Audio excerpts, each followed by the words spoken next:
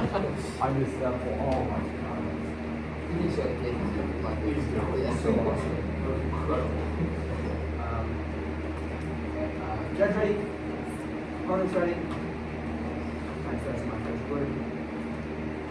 Zach and I negate the resolution. Our first contention is upsetting Russia. In the status quo, India has close ties with Russia. Set 22 explains that India wants to maintain a positive relationship with Russia because it needs Moscow's support in resolving its territorial conflicts with its neighbors, especially China. It also wants to continue to enjoy economic and military support from Russia. Furthermore, Russia repeatedly supported India at the UN on issues like Kashmir. This close relation is significant for the Indian economy. The Indian embassy provides, as per Russian leaders, bilateral trade amounting to USD 9.31 billion, and Indian exports amounting to USD 3.48 billion, and imports amounting to USD 5.83 billion. Reuters 23 finds that Russia supplied India with around $13 billion worth of arms in the past 5 years, and New Delhi has placed orders with Moscow for weapons and military equipment, exceeding $10 billion. These quotes are significant because they prove just how important ties with Russia are for India. Moreover, India has benefited immensely from Russian aid in the space race. Chet Verdi 21 explains that Russia is planning to set up ground-based stations in India for receiving communication signals from GLONASS. Similarly, ISRO will be allowed to set up IRNSS ground stations in Russia, calling it another giant leap in Indo-Russian collaboration in the realm of space. Indeed, PTI 21 adds that India and Russia vowed to deepen collaboration in the space sector, including in the human spaceflight program, and signed an agreement for cooperation in the building as well as operation of launch vehicles. The signing of the Artemis Accords affects these close ties. Ramanathan 21 finds that development of two rival programs and two potentially conflicting frameworks for lunar governments creates new dilemmas for India. The decisions it takes will be based not just on lunar ambition, but also on the state of its relations with the three major powers spearheading voyages to the moon and beyond. Faust 21 explains that the head of Russia's space agency said that the Lunar Gateway, part of NASA's Artemis lunar exploration program, is too U.S.-centric for it to participate in, even though the Gateway leverages the existing international space station partnership. The impact is economic collapse. With criticism of the Artemis Accords from its BRICS ally, India should not sign the Artemis Accords to upset its delicate diplomatic balance. With more billions of USD in trade between Russia, India cannot afford to upset its ally. Our second convention is economic disproportion. The Artemis Accord disproportionately benefit the U.S. at the expense of signatory states. Mike 20 explains that only environments take special aim at planned bilateral agreements known as the Artemis Accords and promoting them. The U.S. is overlooking best practice with regard to sustainable development of space.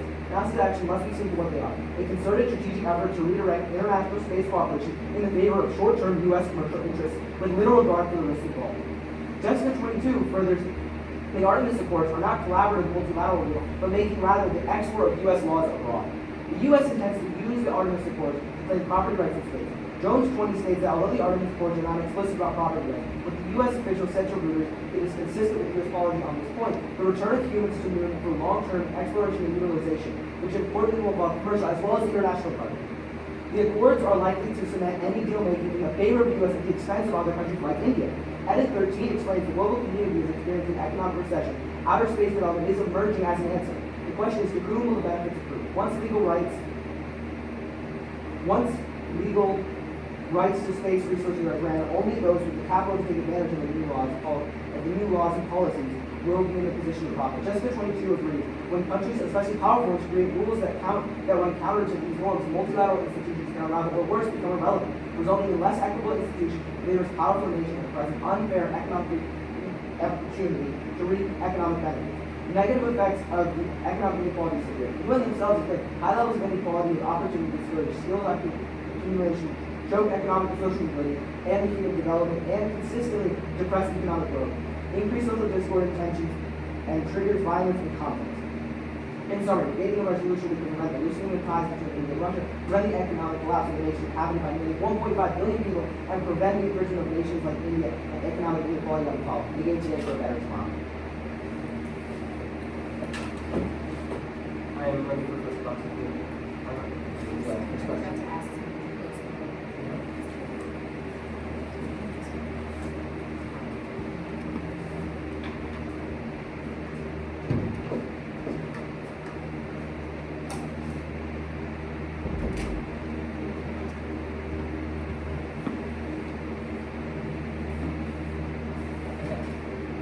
So, 3-minute question.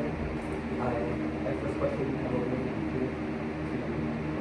So, do you believe that aliens exist? I believe that there is a distinct possibility that life forms could exist in other places in the universe. So, do you believe that space vampires exist then? I'm not sure. I haven't seen definite proof of space fires. Okay. But you agree that there is a possibility that they exist? They have not been officially disproven. Okay. So you agree that it is possible that they exist, right?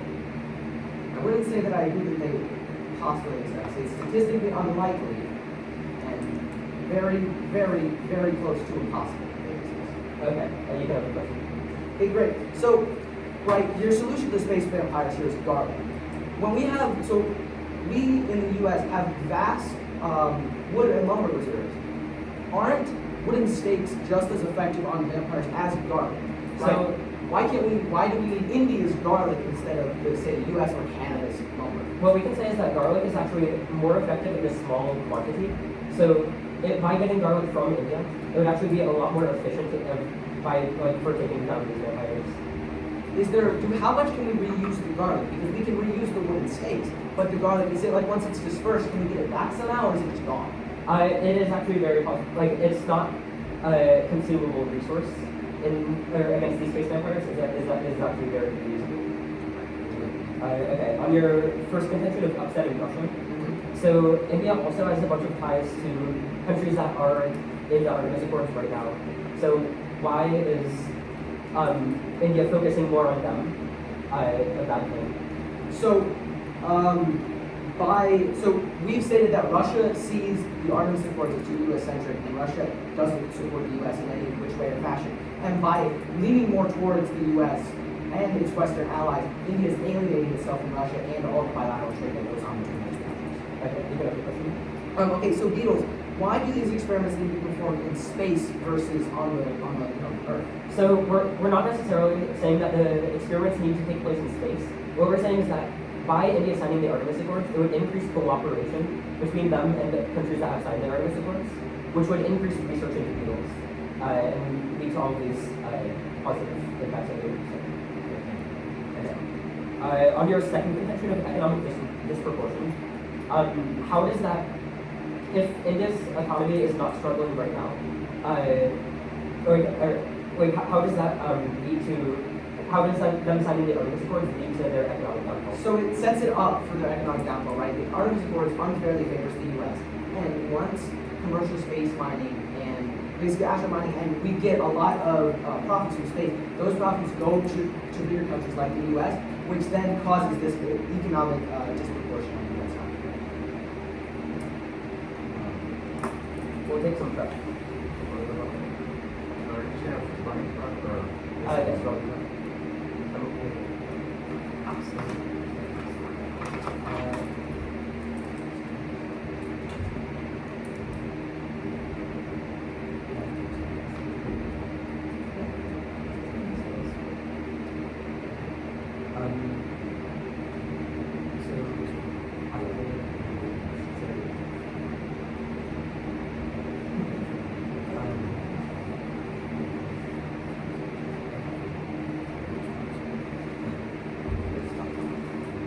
There's 30 seconds.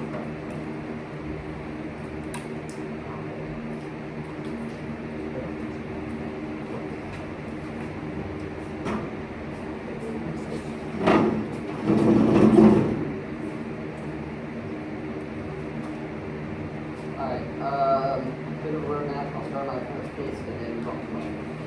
So, everyone is ready. Time will start on my first. So on our first contention with Russia, first off, this will not trigger a conflict between Russia and India, because there's no break for the U.S.-India cooperation to trigger Russian response. Reuters 22 writes that this November, India's Prime Minister discussed global and regional developments in a meeting with the U.S. President at some sort of convention I'm not going to recall saying. And they expressed satisfaction about close cooperation with the Quad and the I2E2.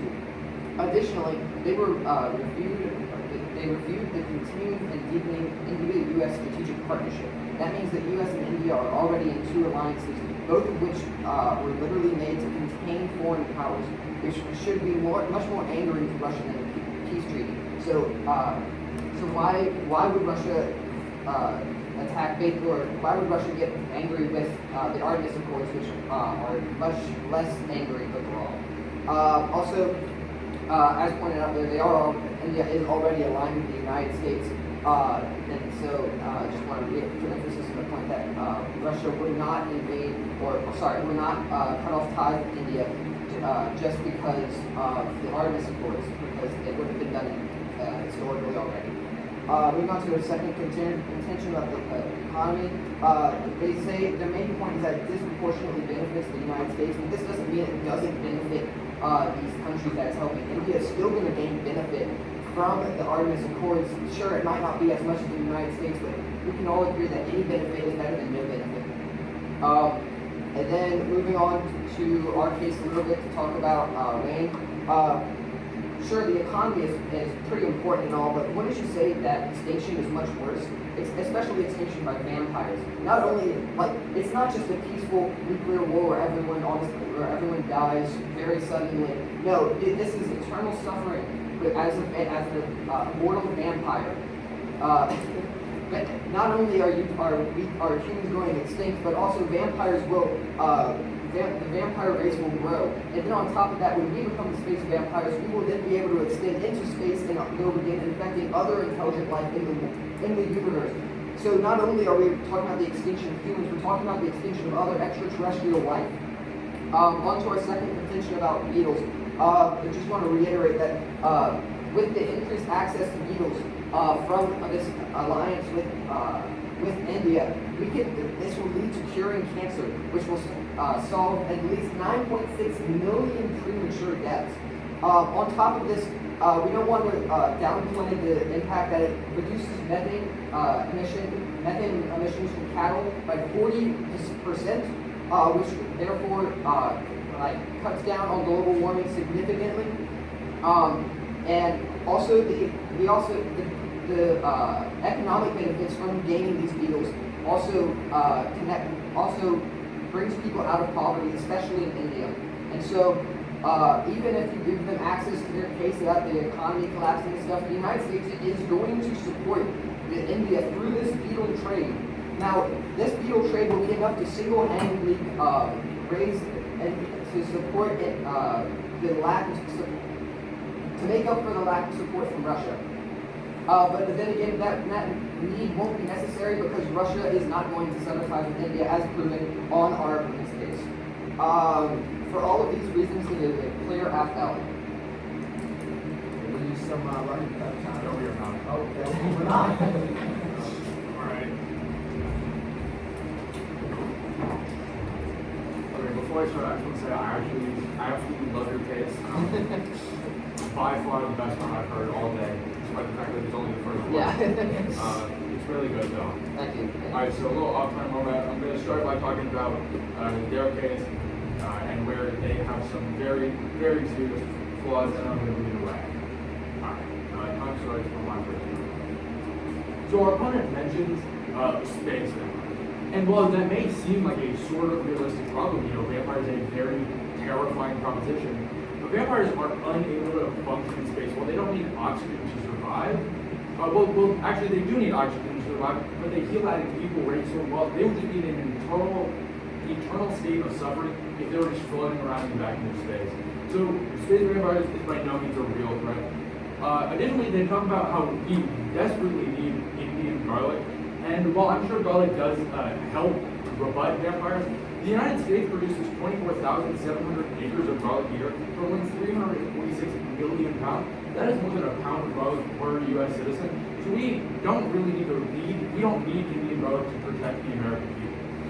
Additionally, as my opponent mentioned in the crossfire, wooden stakes are a very good source of dealing with vampires. And the United States produces 45.43 million board feet of lumber every year. That is so much lumber that we would be able to give each American person like 20 wooden stakes.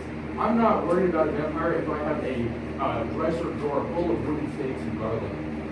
Additionally, they talk about beetles, and well, I'm sure beetles are really good. I mean, they talk about how it helps with climate change and curing cancer, which we can't cure cancer with beetles. If we could, we would have done it already. But again, the United States has 30,000 kinds of beetles. If we aren't studying beetles, I'm sure there's a reason. 30,000 kinds of beetles. I can't even count the 30,000. So I'm not really worried about that. Additionally, they talk about how vampires are this massive negative, which is inherently vampire racism. Okay? Why are we going to discriminate against another species if we haven't even met them? That is one of the lowest things you can even do. Additionally, why? As for our taste, we outweigh them in literally every category. Notably urgency.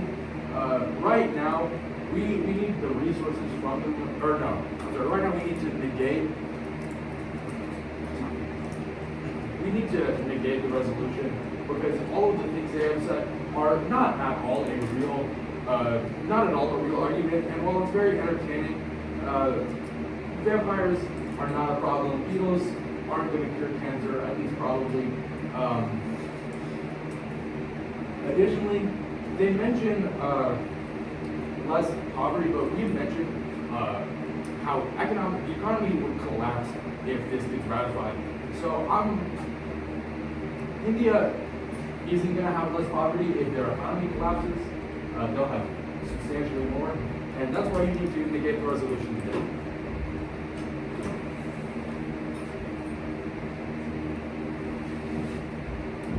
Okay, are you ready for the restaurant? Yeah.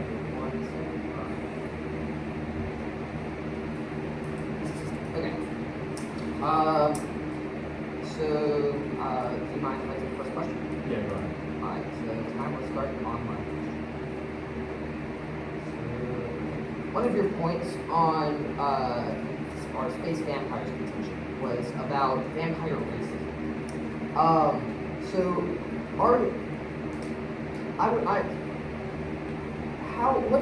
What do you see that's racist in our case? Well, you're assuming that these space vampires are going to come here and attack me. But you've never met a space vampire. I've never met a space vampire. So you're generalizing an entire intergalactic species that you've never even met. Okay. That's pretty racist. So what our case is doing is it's not explicitly saying that it's not saying outright that these vampires are going to be bad. What it's saying is that we need to have these protections in place in case they are bad. Like that's not. I don't believe that to be racism. I believe that to be taking precautions about protecting the world as we know it. Would you not then also be by that logic? You would be required to protect from anything.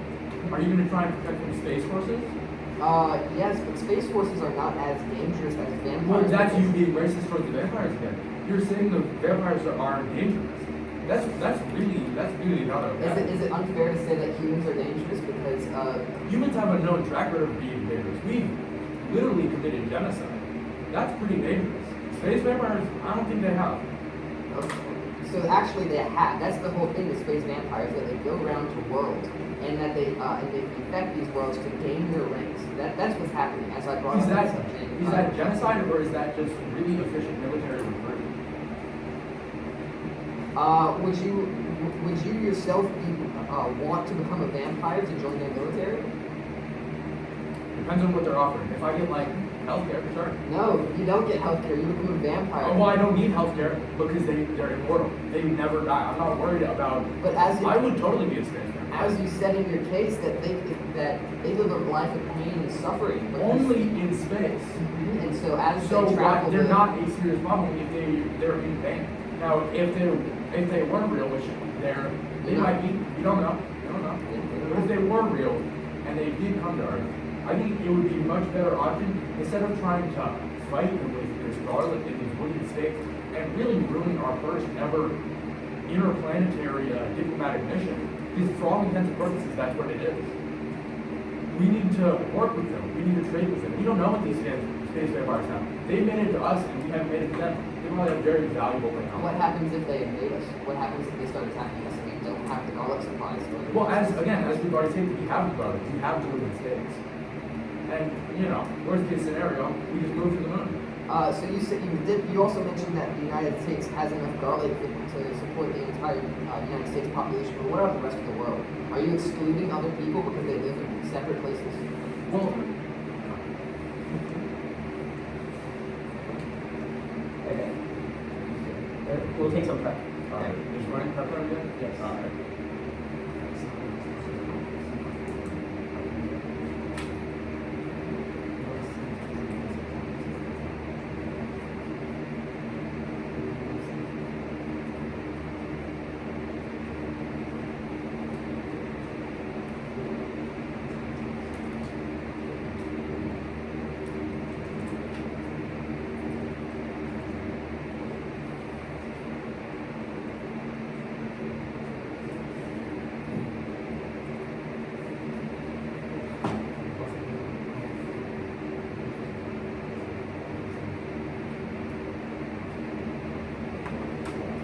Okay, it's 40 seconds to cross.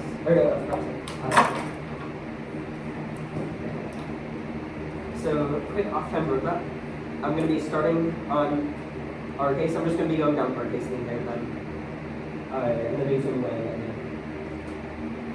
So, time will begin in 3, 2, 1. So, first of all, actually looking at their case, they did not respond to any of the arguments that we said against their case. They dropped their entire case. They have no impacts left on this. It should not be coming towards the round. Going over to our case, on our first contention of space vampires, their first response to this was that they can't function in space. This is not true. These are space vampires. Of course they can function in space because they're from space. They also said that the US also makes garlic and steaks as well, and wooden steaks as well. However, the steaks working on vampires is actually not true. This is a common misconception, and the only way to get rid of them is garlic. And the US, they also said that the US makes garlic too. However, the US does not make excess garlic. All the garlic that we use is that we make is used on food or for food for people in the country. However, in India they do have excess garlic, which would be able to stop the vampires. Which is why signing the Artemis Accords would increase cooperation between India and these countries that signed it, which would increase access to garlic and stop the space vampires. They also talked about vampire racism. However, this is just a precaution. Vampires are the biggest threat to human existence that's coming from space, as far as we know. Which is why we need precautions in place to stop them, just in case it does happen that they invade, which would lead to global destruction, and not just global destruction of the Earth, of all other countries, or of all other planets that have intelligent life as well, as the vampires would keep attacking them as well.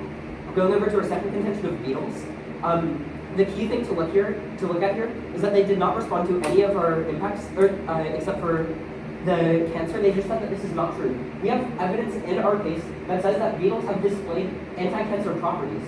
If we can research these beetles, it could have potential to cure cancer. They also talk about they do not say anything about global warming. Beetles are extreme. The beetles in various livestock farms beetle presence in livestock farms have been proven to reduce greenhouse gas emissions, which would reduce 40% of greenhouse gas emissions from livestock, which accounts for 30% of all of greenhouse emissions in the world, which would save millions of lives for each tenth of a degree of global warming. They do not say anything about poverty. The beetles directly lead to poverty because of their protection of beetle habitats. And then our first impact there was stopping parasites. They do not say anything about this either. This has potential to stop various very dangerous parasites that are very prominent across the world, and for these reasons we should know. We're going to take a little bit of running prep. Okay. And one clarification, my partner accidentally said that beetles cause poverty. We're actually saying that they solve poverty.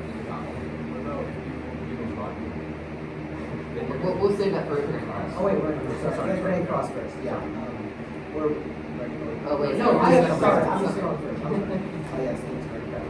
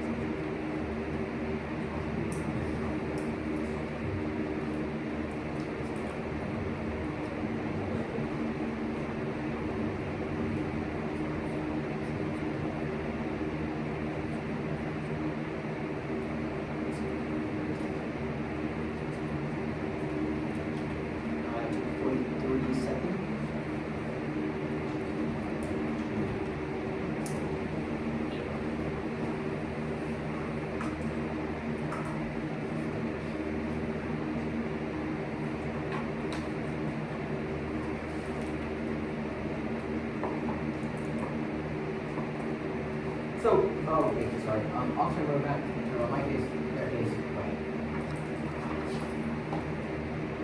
So our opponent said in their rebuttal that by joining the Artemis Accords, India would not be putting in jeopardy the relationship with Russia. And they mentioned how India is in alliances like Quad, which is exactly what we're talking about, okay? India has already pushed their relationship with Russia to as far as it can go. Any other, like they won't even criticize what Russia is doing in Ukraine because they are afraid of jeopardizing their relationship with Russia. So doing something as major and as important as signing a treaty with a bunch of Western countries would have disastrous effects with Russia, which would limit, which could affect their trade, which could affect their livelihood, it could affect all of India, all 1.5 billion people who live in India. Moving on. Our opponent said that because space, the effects from space differently affect countries, it's still positively affecting India. And while it does improve India's economic situation, the effects of economic disproportion between countries, which would happen if the Artemis Accords were able to be used to the fullest extent. As we said before, cause discourage skills accumulation, choke economic and social mobility, and human development, and consistently depress economic growth. So, while they might be benefiting in the short term, in the long term, they are much, much worse off. Moving on to our opponent's contention about space vampires. We haven't had a dialogue with these space vampires. They could be fleeing from the even bigger threat because they said they don't know what else is out there. They could be fleeing from space werewolves. Okay? We're not saying that they are, but they could be looking for refuge.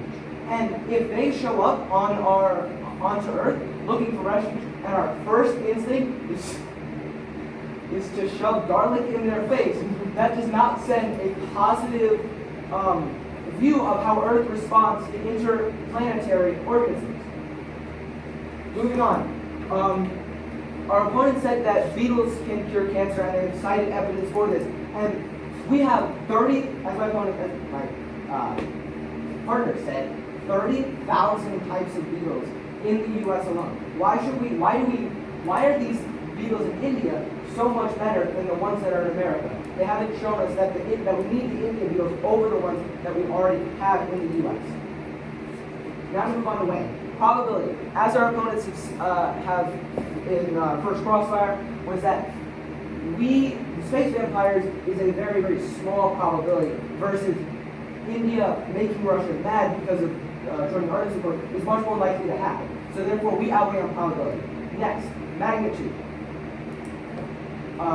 India collapsing would affect, India's economy collapsing. Is that 3 minutes? Oh, sorry, good enough. Ready for very fast.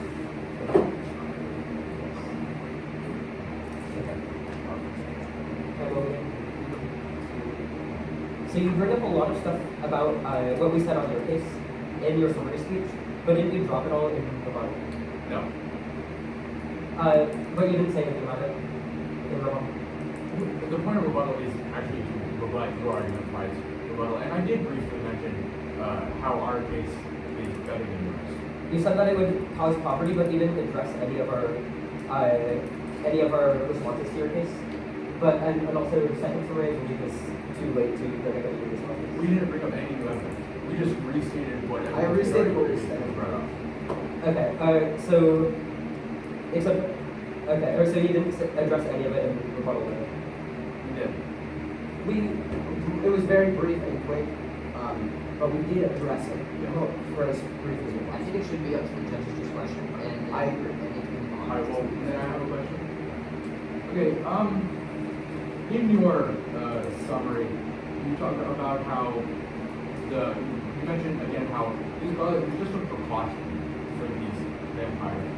But why would we need a precaution for something that we don't even know exists? So we need this. So, did you know that the United States government actually has a plan for the zombie apocalypse? I did. So, that shows that we do have plans for this and that we do need these plans. But even if they're very unlikely, as you stated, there is still a probability that they will happen, so we do need these plans. Yeah, Well, zombies are much more likely than space vampires. I would disagree with that. Yes. Okay, I can reasonably come up with a zombie apocalypse. You know? Go for it. Fuck it. The Last You've of seen Us. The Last of Us. I have. That's That pretty is- reasonable. so- Space vampires, I don't see an HBO Max show on space vampires. So the problem with Last of Us is it assumes that the cordyceps virus has evolved in like 15 different ways like that. It is infeasible. Sure, it can evolve to withstand warmer temperatures, which can allow it to survive in the human body, but the human brain is totally different from the ant's brain. You have to... Yes, but we've seen how things can rapidly evolve. With COVID, we had like 6 different variants in 2 years. It's one That's that- insane. So- Anyway. Also, one other response that we would say is that no matter how unlikely it is that this would happen, we should prepare for it. Because think of the negatives that would happen if we don't prepare for it. If space vampires come and we don't have any preparation for it, then all of humanity ceases to exist. But you're saying that space vampires inherently are out to kill us, and maybe, like I said, they could be fleeing space werewolves. Well, no, we're not saying that that it's 100% guaranteed that they're out to kill us. What we're saying is that if they are, and we don't have any preparation, we all die. But doesn't the U.S. have policies that are there if we need emergency relief, like during a... Well, the problem with vampires is that the only way to fight vampires is with garlic. So if they attack us, like, if later today, if space vampires came down and started an invasion, we have no way of defending ourselves. I have garlic in my fridge. Yeah. Okay. Alright. We'll take the rest of our prep. Sounds good.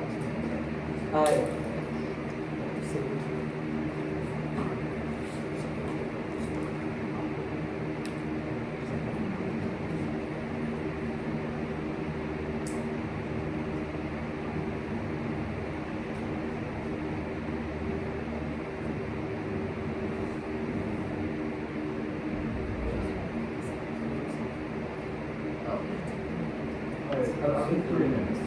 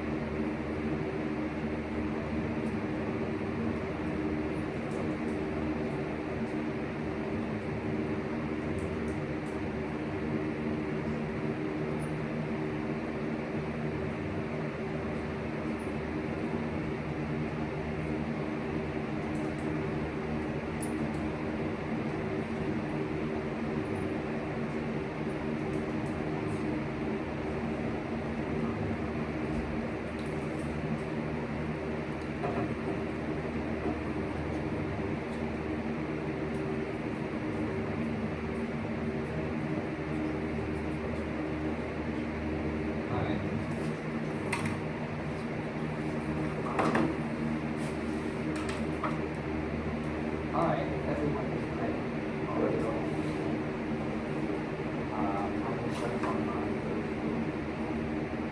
So to start us start off this final focus, I want to bring up the issue of responding in the second summary again. Again, it's up to you. I just want to make you aware that as far as me and my partner are concerned, you cannot bring up any responses in the second summary. But it is up to you.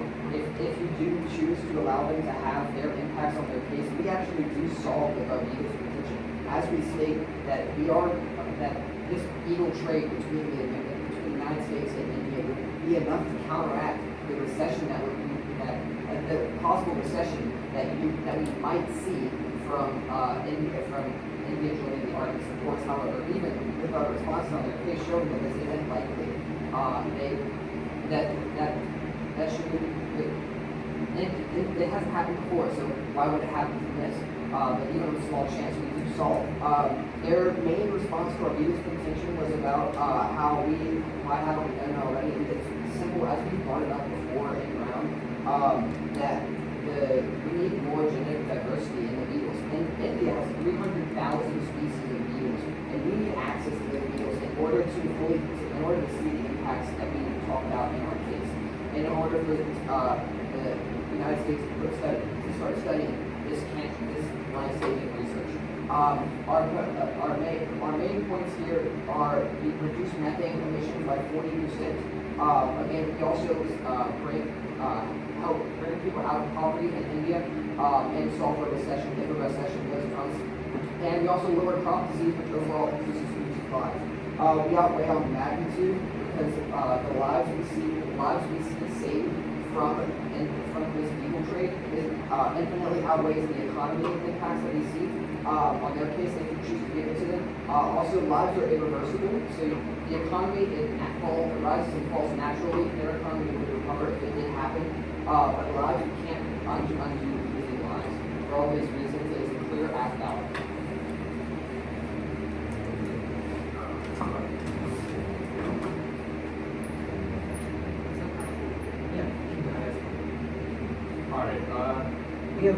We have like 2 minutes 17 left. Do you mind if I use at least a little bit of that in my final focus? As far as we actually are. As far as world sense of but isn't it pretty good? I would say, I mean, it's fine if not. Yeah. Okay, a little off-time roadmap. I'm going to start with weighing, and then I'm going to then briefly mention some of the things again they use categorically wrong. Alright, I'm going to start on my first one. We outweigh our opponents in 3 major categories: probability, time frame, and magnitude. So as for probabilities, this one is blatantly obvious. They're mentioning space empires. That is not a realistic thing. That has less than a fraction of a percent chance of being a real thing. But the economic collapse India would get from signing the Artemis Accord is practically guaranteed. As for time frame, if they sign this, all of the negatives we mentioned are quick. They are immediate. But they're talking about a slow, painful eradication of the planet, which it would take so much longer to eradicate humans than it would for India to sign the Artemis Accord and see all of these negative benefits. As for magnitude, they keep mentioning how we don't really know what's going on with the space empires. We don't know how many there are. So for all we're aware, there could be 1 trillion space empires, and they're being racist to all 1 trillion. That is a lot. This is a lot more living entities that they are claiming exist. They're being harmful to a lot more than they're being harmful to a lot more than not signing the Artemis Accords would be. As for a couple of things I got wrong, they keep mentioning that we never really reinforced our case, which isn't true.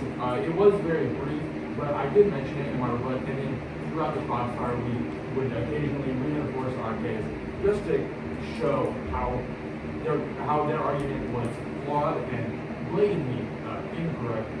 And that is why you need to get the resolution today. Nice job. Good job, guys. I have to say, vampire racism, I had to talk about that. Yeah.